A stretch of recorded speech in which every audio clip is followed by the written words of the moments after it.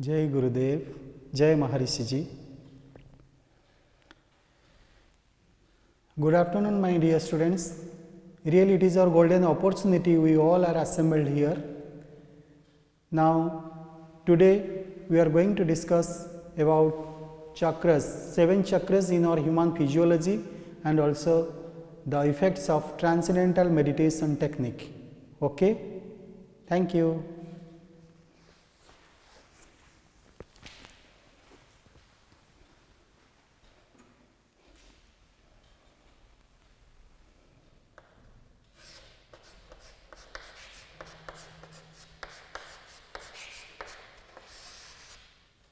Chakra.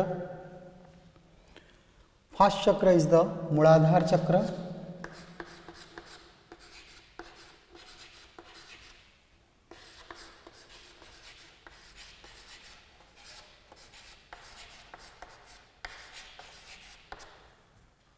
Second chakra is the Swadhisthana chakra.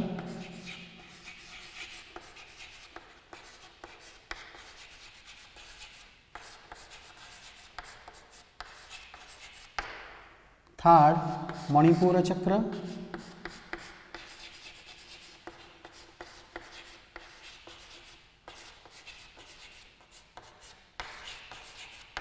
Number 4, Anahata chakra.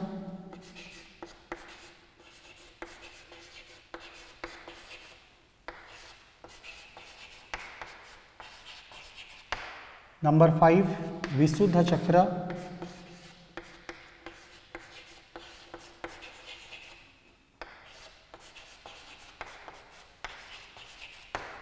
Number 6, Agya chakra.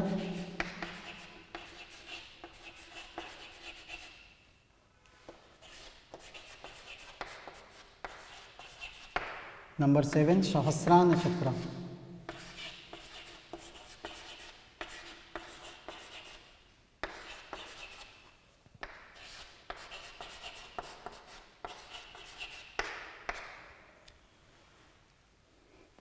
Seven चक्र इन और human physiology, मानव शरीर में जो कि 7 चक्र रहता है. मूलाधार चक्र, स्वाधिष्ठान चक्र, मणिपुर चक्र, अनाहत चक्र, विशुद्ध चक्र, आज्ञा चक्र एंड ऑल्सो सहस्रार चक्र.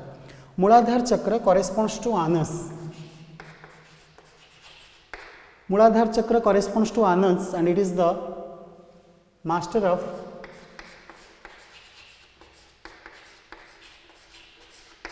Smell.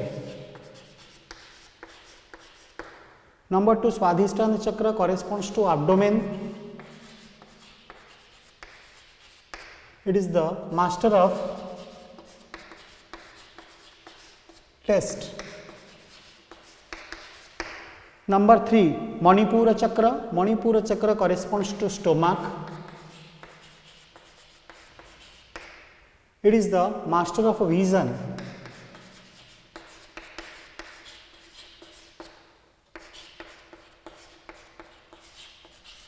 Number 4 is the Anahata chakra. Anahata chakra corresponds to the chest and heart.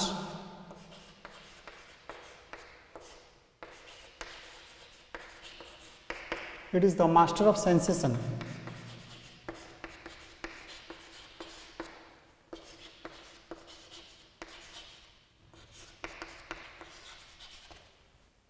Number 5, Visuddha chakra. Visuddha chakra corresponds to the glands, throat or neck.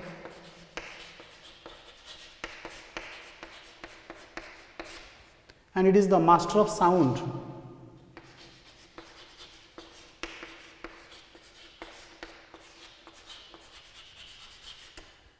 Number 6 is the Agya chakra. Agya chakra corresponds to the forehead. सभी चक्र का master है Ajna chakra. So it is the master of the masters.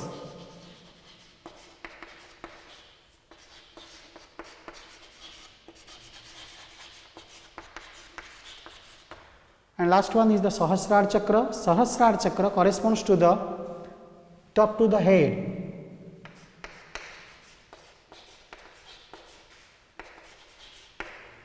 It is the God the father.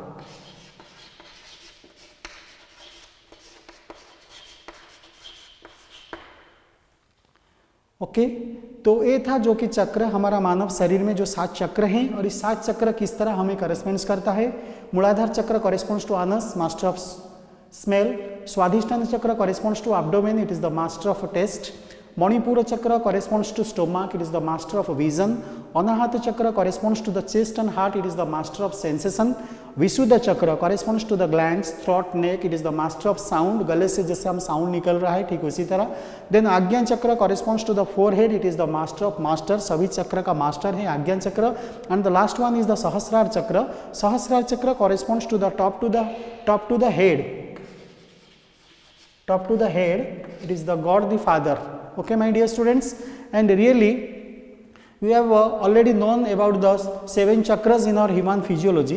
अभी जो meditation के बारे में अभी हमको बताने के लिए जाएंगे, TM means Transcendental Meditation, which is propounded, introduced and founded by His Holiness Maharishi Mahesh Yogi, the boon to the world from India and the world's foremost scientists in the field of consciousness. Okay, so महर्षि जी ने जो भी analogies बताए हैं, जो कि प्रमाणित होके जो बताए हैं, इसके बारे में मैं आपको अभी बताने के लिए जाऊंगा, जो कि एक ही सिद्धांत है, जो कि उनका सड़क पर चलने वाला एक व्यक्ति के सिद्धांत. Okay, the man on road analogy. तो क्या है सड़क पर चलने वाला एक व्यक्ति के सिद्धांत, इसके बारे में अभी हम थोड़ा सम्यक विवरणी देने के लिए जाएंगे. जिस प्रकार सड़क पर चलने वाला सिद्धांत, सड़क पर चलने वाला एक व्यक्ति के सिद्धांत में हम ऐसे समझाते हैं कि यदि कोई ध्यानी अपना गुरुदेव को शिकायत किया करते हैं कि गुरुदेव शोरगुल के कारण हम ध्यान नहीं किया कर सकते, उसके समाधान हेतु गुरुदेव ने बतलाए हैं कि शोरगुल ध्यान में कोई बाधा नहीं है. किस तरह का बाधा नहीं है?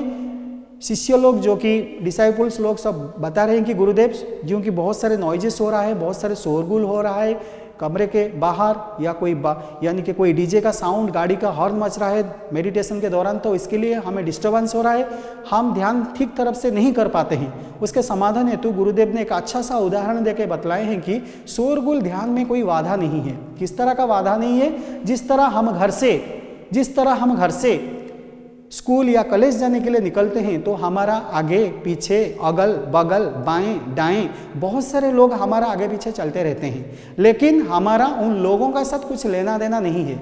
हम गंतव्य मार्ग पर बढ़ते चलते हैं, फिर वहाँ का काम निपटा के फिर वापस घर आते हैं. ठीक उसी प्रकार शोरगुल सड़क पर चलने वाला मनुष्य की तरह होता है जब हम मेडिटेशन करते हैं. जब हम नियमित रूप से मेडिटेशन करेंगे, सुबह शाम 15 से 20 मिनट भावातीत ध्यान करेंगे, तो हमारा चेतना को कुछ क्षण से लेकर जब उस अधिकतम क्षण के लिए उस भावातीत स्थिति में ले जाएंगे, उस समस्त संभावनाओं के स्थिति में ले जाएंगे, उसी स्थिति में पहुंचकर हम जो भी इच्छा करेंगे वो हमारा प्राप्त हो जाता है. तो कहने का मतलब है कि जिस तरह सड़क में हम जा रहे हैं, हमारा आगे पीछे अगल बगल बाएं दाएं बहुत सारे लोग हमारा आगे पीछे चलते रहते हैं, लेकिन हमारा उन लोगों का साथ कुछ लेना देना नहीं है. यहाँ पर ठीक उसी तरह जब हम ध्यान करते हैं, जो नॉइजेस, जो बहुत सारे नॉइजेस है, जो कि कोलाहल है, जो भी साउंड मच रहा है, तो उससे हम ऐसे ध्यान देना चाहिए कि वो सड़क पर चलने वाला मनुष्य की तरह होते हैं. जिस तरह हम सड़क में जाते हैं, बहुत सारे लोग हमारे आगे पीछे चलते रहते हैं, लेकिन हमारा काम हम खत्म करके फिर वापस घर आते हैं. ठीक उसी तरह शोरगुल सड़क पर चलने वाला मनुष्य की तरह होते हैं. हम उस पर गौर नहीं देते हैं, ध्यान नहीं देते हैं. हम नियमित निरंतर रूप से 15 से 20 मिनट ध्यान साधना समाप्त करके जब हम क्रियाशील जगत में जाएंगे कार्य करने के लिए, जो भी कार्य करते हैं उसमें हम सफलता प्राप्त करते हैं.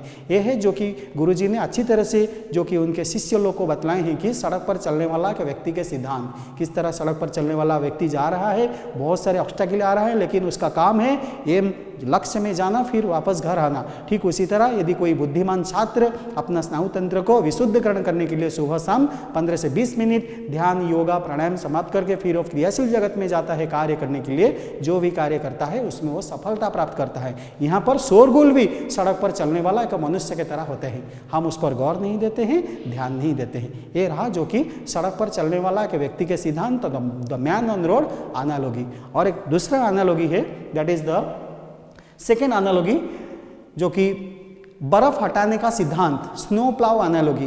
बर्फ यानी कि बर्फ हटाने का सिद्धांत के माध्यम से किस तरह गुरुदेव ने उनका जो कि शिष्य उनका छात्र लोग को बताते हैं. तो क्या है स्नो प्लाव एनालॉजी, बर्फ हटाने का सिद्धांत? जिस तरह सर्दी के समय कश्मीर में आवागमन का रास्ता यानी कि जाने आने का रास्ता अवरुद्ध हो जाता है, ब्लॉकेज हो जाता है, तो हम वहाँ क्या करते हैं, बर्फ़ हटाने के मशीन के माध्यम से उस बर्फ़ को तो हटाते हैं और आगे जाने वाली रास्ता को प्रशस्त करते हैं। यहाँ पर कश्मीर में बर्फ़ हटाने का मशीन दो कार्य करता है, एक तो रास्ते से बर्फ़ को हटाता है और दूसरा आगे जाने वाली रास्ता को लंबाई चौड़ाई करता है, प्रशस्त करता है। ठीक उसी तरह जिस तरह बर्फ़ हटाने के मशीन दो कार्य करता है, रास्ते से बर्फ़ हटाते हैं और आगे जाने वाले रास्ता को प्रशस्त करता है, ठीक उसी प्रकार यदि कोई बुद्धिमान छात्र अपना बुद्धिमान की यानी कि इंटेलिजेंस पावर को क्रिएट करके जब वो मेडिटेशन करेगा और वो योगा करेगा, प्राणायाम करेगा, तो उस मेडिटेशन के दौरान उसका भी दो प्रकार का बेनिफिट होता है। बर्फ़ हटाने का मशीन की तरह जो भी दो लाभ होता है, फिर मेडिटेशन में भी दो कार्य संपादन होता है, दो बेनिफिट्स मिलता है। क्या है, हम जब मेडिटेशन करते हैं जो भी हमारा डीप रेस्ट मिलता है, गहन विश्राम मिलता है, उस गहन विश्राम तो मिलता है, फिर दूसरा क्या होता है, जो तनाव और दबाव है वो भी हमारा रिलीज हो जाता है। तो कहने का मतलब है कि ठीक उसी तरह भावातीत ध्यान के माध्यम से जो गहन विश्राम मिलता है, वो गहन विश्राम के माध्यम से हम हमारा जो भी तनाव और दबाव है उसको निकालते हैं। तनाव किसे कहते हैं, मस्तिष्क के असहनीय दबाव को तनाव कहते हैं, जो हम सह नहीं सकते हैं तो उसको कहते हैं तनाव। तो जो भी भावातीत ध्यान में गहन विश्राम मिला, डीप रेस्ट मिला, उसको हम जो कि स्ट्रेस एंड स्ट्रेन जब रिलीज हुआ तब हम गहन विश्राम के माध्यम से ही स्ट्रेस एंड स्ट्रेन को रिलीज करते हैं। और तो फिर जो भी हम ध्यान करते हैं, फिर ध्यान करने का बाद जब हम क्रियाशील जगत में जाते हैं कार्य करने के लिए, जो भी कार्य करते हैं उसमें हम सफलता प्राप्त करते हैं। बर्फ हटाने का मशीन की तरह हमारा भी इधर दो कार्य संपादन होता है। स्नायु तंत्र में दबे हुए तनावों और दबावों को हम मिटाते हैं गहन विश्राम के माध्यम से। और दूसरा क्या है, जब हम क्रियाशील जगत में जाते हैं कार्य करने के लिए, जो भी कार्य करते हैं उसमें हम सफलता प्राप्त करते हैं। जैसे कि जो इच्छा करियो हूँ मन माही, प्रभु प्रताप कछु दुर्लभ नाही। जो भी इच्छा करेंगे प्रभु कृपा के माध्यम से सब संभव हो जाएगा। ये है दोनों जो कि मैंने आपको एनालॉजी अभी समझाया। एक है जो कि सड़क पर चलने वाला के व्यक्ति के सिद्धांत और दूसरा है बर्फ हटाने का सिद्धांत। Okay my dear students. And तीसरा सिद्धांत के बारे में अभी मैं आपको जानकारी दूंगा, जो कि वो है हिरण्यगर्भा। हिरण्यगर्भा आप लोग जानते हो कि हिरण्य का शाब्दिक अर्थ है सोना और गर्भा का शाब्दिक अर्थ है धारण करने वाली। हिरण्यगर्भा का शाब्दिक अर्थ है सोने को धारण करने वाली। जिस तरह पृथ्वी माता ने अपने अंदर बहुमूल्य हीरे, जवाहरात, मोती आदि चीज को अपने अंदर छुपा के रखती है, ठीक उसी तरह समस्त संभावनाओं का क्षेत्र में असीमानंद, परमानंद, सुख शांति का जीवन समाया हुआ है। लेकिन बुद्धिमान मानव क्या करते हैं, भागदौड़ की जिंदगी में चलते रहते हैं। शांति पाने के लिए, शांति को जो कि इकट्ठा करने के लिए भागदौड़ की जिंदगी में चले जाते हैं। लेकिन शांति अपना अंदर में है, लेकिन हम उनको निखारते नहीं, जगाते नहीं। तो कैसे हम जगाएंगे, कैसे निखारेंगे? यदि हम 15 से 20 मिनट भावातीत ध्यान करेंगे, हमारा चेतना को कुछ क्षण से लेकर जब उस अधिकतम क्षण के लिए उस भावातीत स्थिति में ले जाएंगे, उस समस्त संभावनाओं के स्थिति में ले जाएंगे, उसी स्थिति में पहुंचकर हम जो भी इच्छा करेंगे वो हमारा प्राप्त हो जाता है। ठीक उसी तरह जिस प्रकार पृथ्वी माता ने अपने अंदर बहुमूल्य हीरे, मोती, जवाहरात आदि चीज को छुपा कर रखी है, ठीक उसी प्रकार समस्त संभावनाओं का क्षेत्र में असीमानंद, परमानंद, सुख शांति का जीवन छाया हुआ है। लेकिन हम उसको गौर नहीं सकते हैं, देख नहीं सकते हैं। यदि आप नियमित रूप से 15 से 20 मिनट ध्यान साधना का कार्यक्रम करके फिर हम क्रियाशील जगत में जाएंगे कार्य करने के लिए, तो हमारा जीवन वेदानुसारी हो जाता है। हमारा जीवन पोषण, संवर्धन और सर्वांगीण विकास हो जाता है। जैसे कि हम जो भी इच्छा करेंगे वो काम अपने आप हो जाता है। ठीक है, तीनों उदाहरण मैंने आपको दे दिया, जो कि एक है बर्फ हटाने का सिद्धांत, एक है जो कि सड़क पर चलने वाला के व्यक्ति के सिद्धांत, और तीसरा है जो कि हिरण्यगर्भा। ओके माय डियर स्टूडेंट्स, अभी हम आपको बताएंगे कपड़ा रंगने का सिद्धांत। कपड़ा रंगने का सिद्धांत यानी कि the colouring the cloth analogy, कपड़ा रंगने का सिद्धांत। जिस प्रकार हम एक सफेद कपड़े को एक से बाद एक बार बार नीला रंग में डुबाते हैं और धूप में सुखाते हैं। समझ पा रहे हो? मान लीजिए मैंने ये जो टी शर्ट पहना हूँ वो व्हाइट कलर का है, मैंने उसको 1 और 2 दिन पहनूंगा। पहनने के बाद जो कि बहुत सारे डस्ट पार्टिकल्स आएगा, उसमें से लग जाएगा तो मेला हो जाएगा, डाटी हो जाएगा। तो मैं उसको क्या करूँगा, डिटर्जेंट के माध्यम से उसको अच्छी तरह से धुलाई करूँगा। ओके, फिर उसको नीला रंग में डुबा के फिर उसको निचोड़ कर धूप में सुखाऊंगा। तो जब हम धूप में उसको सुखाएंगे जो भी व्हाइट वाला चीज़ को, लेकिन हम यदि उसमें नीला रंग डाल दिए, कहने का मतलब है कि यदि हम उसी सफ़ेद कपड़े को अच्छी तरह से धो के फिर उसको नीला रंग में डुबा के फिर धूप में सुखाते हैं तो कुछ रंग रहता है, कुछ नीला रंग रहता है और कुछ धूमिल हो जाता है। फिर उसको दूसरा दिन करेंगे, फिर 2 बार 3 बार 5 बार जिस प्रकार हम कपड़े को कलरिंग करते हैं, ऐसे ऐसे करने से जितने भी हम धूप में सुखाएंगे तो उस कपड़ा पर चढ़ा हुआ रंग इतना गहरा और पक्का हो जाता है कि जो आसानी से नहीं छोड़ता है। जितने भी आप धूप में सुखाएंगे, जो कि सुबह 10 बजे से लेकर शाम को 4 बजे तक जितने भी धूप में सुखाएंगे, उस कपड़ा पर नीलापन नहीं घटेगा, क्योंकि वो प्रगाढ़ हो जाएगा। 1 दिन किए, 2 दिन किए, 3 दिन किए, उसको कलरिंग किए, जब वो प्रगाढ़ हो जाता है, जब हम जितने भी धूप में सुखाएंगे उसमें से नीलापन नहीं घटेगा। ठीक उसी तरह ध्यान दो, ठीक उसी तरह यदि कोई बुद्धिमान छात्र अपना स्नायु तंत्र को कुछ क्षण से लेकर जब उस अधिकतम क्षण के लिए उस भावातीत स्थिति में ले जाता है, उस समस्त संभावनाओं का स्थिति में ले जाते हैं, उस स्थिति में पहुंचकर जो भी इच्छा करता है वो उसका प्राप्त हो जाता है। यहाँ पर कपड़े को मन की तरह लिया गया, कपड़ा कॉरेस्पॉन्ड्स टू माइंड, माइंड नीला रंग को, ब्लू कलर को विशुद्ध चेतना के साथ जो की तुलना किया गया,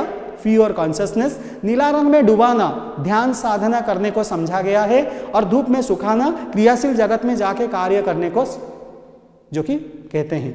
कहने का मतलब है कि कपड़ा रूपी मन को विशुद्ध चेतना वाली नीला रंग में डाल के जब उसको डुबाते हैं, यानी कि ध्यान साधना का प्रक्रिया करते हैं, फिर उसको डुबाने के बाद जब हम उस कपड़े को सुखाते हैं बाहर सूर्यलोक के आगे, सूर्य रश्मि के आगे, तब हम क्या करते हैं, क्रियाशील जगत में जाके कार्य करते हैं। कपड़ा रूपी मन को विशुद्ध चेतना वाली नीला रंग में डाल के फिर उसको डुबा के ध्यान साधना करके जब हम उसको सुखाते हैं, यानी कि क्रियाशील जगत में जाके ध्यान साधना के बाद क्रियाशील जगत में जाके कार्य करते हैं, जो भी कार्य करते हैं उसमें हम सफलता प्राप्त करते हैं। यदि वो निर्जीव वस्तु है कपड़ा, यदि उसको हम 2, 3, 4 बार उसको कलरिंग किए, उसमें से नीलापन इतना प्रगाढ़ हो गया कि जो कि जितने भी धूप में सुखाएं उसमें से नीलापन नहीं हटा, ठीक उसी तरह यदि हम हमारा माइंड एंड बॉडी को 15 to 20 minutes twice a day regularly meditation में देंगे, minimum 15 minutes morning, minimum 15 minutes evening meditation में देंगे, तो उस मेडिटेशन का प्रभाव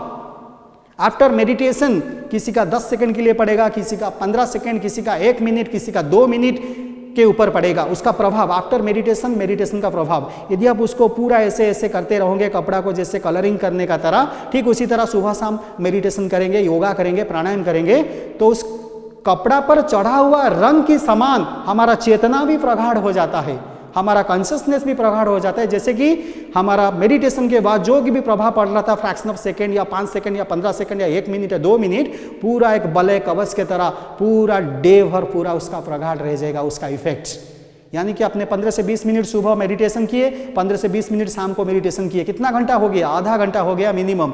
रात को आप जो कि 12 बजे से लेकर सुबह 6 बजे तक सोते हैं, कितना घंटा हो गया, 6 घंटा। 6 घंटा plus 30 minutes meditation morning evening, 6 घंटा 30 मिनट्स, यानी कि 24 आवर्स से आप 6 आवर्स 30 मिनट्स निकला जो कि उसको सब्ट्रैक्ट कर लो, तो जो भी बच्चा आप उस समय एक्टिव रहते हैं, पढ़ाई करते हो, खाना खाते हो, जो कि आप जो कि डिस्कशन करते हो, और जो कि पिताजी माताजी का साथ बातचीत भी करते हो, बहुत सारे चीज़ जो कि आप एक्टिवेट अवस्था में आप लोग करते हो, तो वही जो जितना समय आप आंख खुला करके एक्टिव रहते हो, उस समय उस ध्यान का प्रभाव और जो 6 घंटा का रेस्ट का प्रभाव पूरा रह जाएगा आपका डेली 16 घंटा से 17 घंटा। तो पूरा एक बलय कवच का साथ आपका माइंड एंड बॉडी में रह जाएगा मेडिटेशन का प्रभाव। आफ्टर मेडिटेशन जिस तरह व्हाइट वाला चीज ब्लू हो गया, जितने भी धूप में सुखाएंगे उसमें से नीलापन नहीं घटा। ठीक उसी तरह you have to recharge your mind and body through yoga, meditation, pranayama, then it brings the fulfilment in every field of your life. Okay my dear students, ये रहा जो कि कपड़ा रंगने का सिद्धांत, colouring the cloth analogy. Okay my dear students, now we are going to discuss about the go to the bank and then market. पहले bank जाओ देन मार्केट जाओ। यदि कुछ आदमी अपना धनराशि को मीन्स मनी, अपना धनराशि को निकालने के लिए पहले क्या करते हैं, बैंक जाते हैं। बैंक से थोड़ी देर उनको रहना पड़ता है, इंतजार करना पड़ता है, क्योंकि बाकी लोग भी गए होंगे बैंक। आजकल के ज़माने में तो बहुत सारे एटीएम भी हो गया, और जो कि गूगल पे और जो कि फ़ोन पे भी हो गया। फिर भी यदि इंटरनेट डाउन है तो भी वो थोड़ा सा टाइम लगेगा। कहने का मतलब है कि 15 से 20 मिनट बैंक में या एटीएम में, पूरे दिन मार्केट में। ओके, यदि हमारा पास पैसा है तो हम मार्केट का भाव ले सकते हैं। यदि हमारा पास पैसा नहीं है तो हम क्या मार्केट का मजा ले सकते हैं?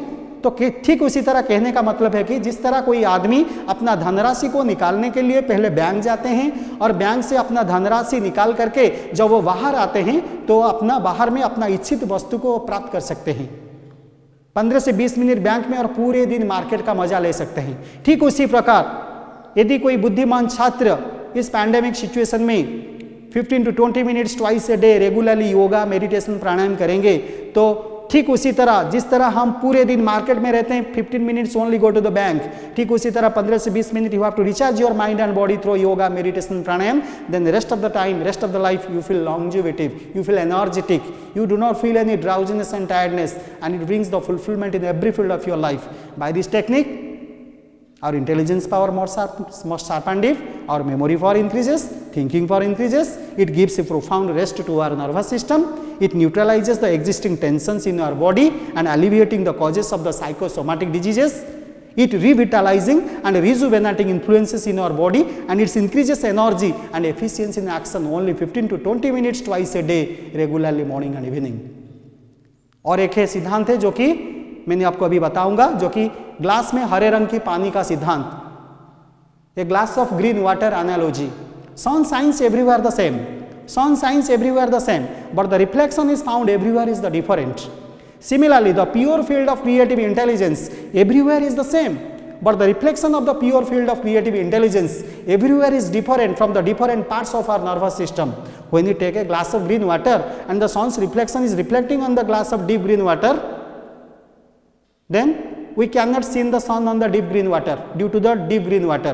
But if we continuously purify the deep green water, and the time will come, the deep green water becomes the less green water, and when the sun's reflection is again reflecting on the less green water, so it is also less green, we cannot see the sun on the less green water. But again and again, when you purify the less green water, and the time will come, the less green water becomes the sunny and neat and clean water. And when the sun's reflection is reflecting on the neat and clean water, at that time the reflection says on the water, at that time the reflection says on the water, I am the sun, but the real sun is heaven. तो कहने का मतलब है कि जिस तरह हम हरे रंग के पानी में लेके ग्लास में भर के लेके फिर उसका सूर्य की प्रतिबिंब उसमें दिखाई नहीं देता है, जब सूर्य रश्मि आगे हम उसको दिखाते हैं उसका प्रतिबिंब नहीं दिखाई देता है क्योंकि ग्लास का पानी पूरा डीप ग्रीन है. यदि हम उसको प्यूरिफाइड करते करते फिर जब सूर्य का प्रतिबिंब पड़ता है उस ग्लास में भी वो सूर्य चमकता है. क्यों चमकता है? क्योंकि वो पानी पूरा नीट एंड क्लीन हो गया. तो इसीलिए ग्लास में जो पानी का प्रतिबिंब रहा वो भी सूर्य की तरह चमकता है. तो when our nervous system is totally worries, anxieties, discomforts, disfavors, then we cannot do any type of work. We are just like a deep green water. But when our nervous system is totally peace, bliss, happiness, purity through yoga, meditation, pranayam, then our nervous system is pure water, neat and clean water. तो आपको कौन सा water आपको बनने के लिए चाहिए, deep green water या pure water?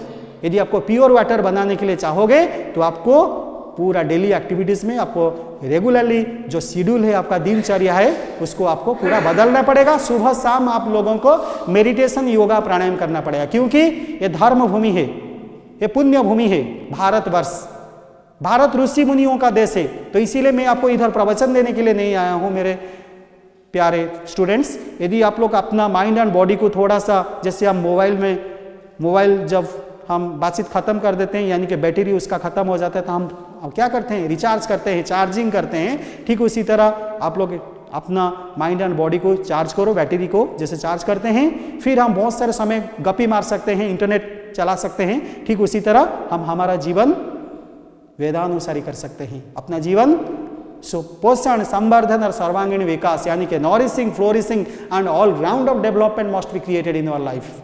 Okay, my dear students, this is the main motto of our yoga and meditation class.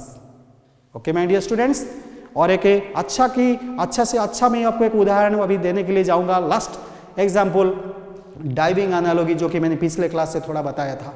Diving analogy यानी कि गोता लगाने का सिद्धांत. जिस प्रकार कोई आदमी क्या करता है, जब समंदर में जो कि फलांग लगा देता है, छलांग लगा देता है, तो क्या करता है, वो एक निश्चिंत कोण लेता है. ओके, यदि वो चाहता है समुद्र में छिपी हुई हीरे मोती जवाहरात को पाने के लिए तो क्या करता है, वो समुद्र को छलांग लगा देता है, डुबकी लगा देता है, गोता लगा देता है. तो इसके लिए उसको एक प्रॉपर एंगल, एक निश्चित कोण होना चाहिए, निश्चित कोण। यदि उसका कोण निश्चित है, अच्छे है, तो वो पूरा इफोर्टलेस प्रोसेस है। ओके, पूरा इफोर्टलेस प्रोसेस में जो कि पानी का गहरी तक चला जा सकता है, चला जाता है। तो पानी में छुपी हुई, समंदर के तलहटी में छुपी हुई जो भी हीरे मोती जवाहरात है, उसको लेके फिर वापस घर आता है, तो उस चीज का वो स्वामी बन जाता है। लेकिन उसका काम क्या है? एक निश्चित कोण लेना, प्रॉपर एंगल में डाइविंग लगाना, छलांग लगा देना। फिर जब समंदर में छिपी हुई बहुत सारे मूल्यवान पदार्थ को लेके वो बाहर आता है, तो उस समय भी उसको कुछ नहीं करना पड़ता है, पानी के दबाव के कारण वो ऊपर उठता है। Just it is a very simple, natural, easy, effortless and effective technique. पानी के दबाव से कारण वो फिर बाहर ऊपर आता है और उस चीज का वो स्वामी बन जाता है। ठीक उसी तरह we just meditate with eyes closed, very effortlessly, and repeat your individual mantra, and it brings the fulfillment in every field of our life. It is the development in full mental potential, foundation of good health, development in social behavior, and also fundamental of world peace. विश्व शांति के भी हम स्थापना कर सकते हैं। Okay, my dear students, and one analogy is the honeybee analogy. I have already told you also in the previous classes that so whatever we say, aha, the nature of a honeybee is to fly, but her aim is to extract the nectars from flower to flower only for achieving some honey. Similarly, an active man's mind shifting from one place to another place only for achieving some progressive level of developmental wax. When you are in a library browsing among the shelves, then we see there are the various types of books in the library, but you cannot attract the boring books. But whenever you find out some attractive books, then our mind is totally concentrated with this book and read it very carefully. But during the reading period, if we listen some other conversations, other side of the self, then our mind is totally shifting from reading to listening. This type of shifting from one place to another place is the greater knowledge, pure consciousness.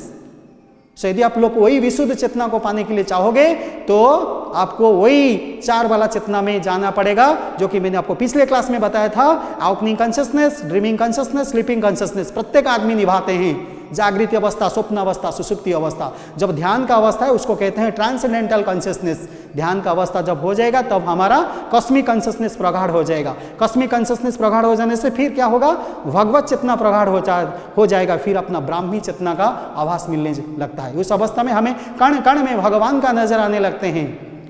इस अवस्था में हमारा इच्छा शक्ति इतना प्रगाढ़ हो जाता है कि प्रकृति भी हमारा इच्छाओं का पालन करने लगता है। नेचर भी सपोर्ट करता है।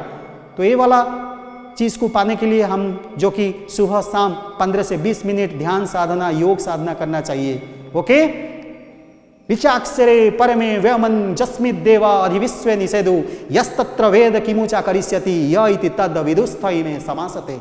ऋचाओं का अक्षर आकाश से परे है। आकाश चेतना का सूक्ष्म स्पंदन है, उससे भी सूक्ष्म हमारा मन है। मन की अविनाशीपन में जो शाश्वतता है, अक्षरता है, सत्यता है, उस स्पंदनहीन चेतना में अपरुष्य वेद की ऋचाएं हैं। ऋचा किसे कहते हैं? वेद की पंक्तियों को ऋचा कहते हैं। वेद knowledge, the field of all the knowledge, the field of all the laws of nature, the field of least excited some consciousness, vacuum state, unbounded awareness state, and also restful alertness state. If you want to achieve, then you have to meditate twice a day regularly, morning and evening. Okay, my dear students, now thank you very much. Wish you a very good day. God bless you. Jai Gurudev.